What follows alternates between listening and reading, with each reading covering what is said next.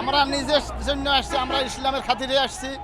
আমরা নবী যাওয়ার পরে সেই দায়িত্বটা, ইসলামের দায়িত্বটা তার সাহাবীদের উপর ছিল, এখন আমাদের উপর এই দায়িত্বটা বর্তায়। মূল কারণ আমরা একটা সুন্দর দেশ গড়ার কাজে, হ্যাঁ, যে দেশে সন্ত্রাস, দুর্নীতি, চাঁদাবাজি থাকবে না এবং শৃঙ্খলভাবে মানুষ বসবাস করতে পারবে, বিভিন্ন ধর্মের মানুষ, এই উদ্দেশ্যে আমরা এখানে আসি।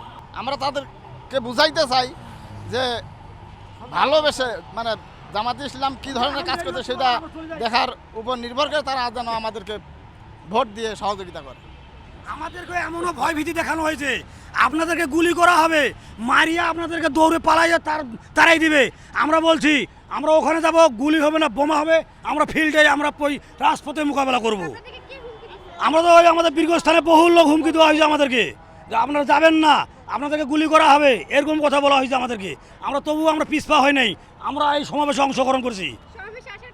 আমরা 7 দফা দাবি আছে আমাদের, এবং সুষ্ঠু নির্বাচন এবং এই বিচার বিভাগ সংস্কার যেগুলো আছে এদের বিচার, এবং পরিষ্কারভাবে একটা সুষ্ঠু নির্বাচন না হওয়া পর্যন্ত আমরা দেখলাম গোপালগঞ্জের যে অবস্থা, এই অবস্থা দেখলেই আমরা টের পাচ্ছি যে সামনে আমাদের সুষ্ঠু নির্বাচন হতে পারে না, বুঝছেন।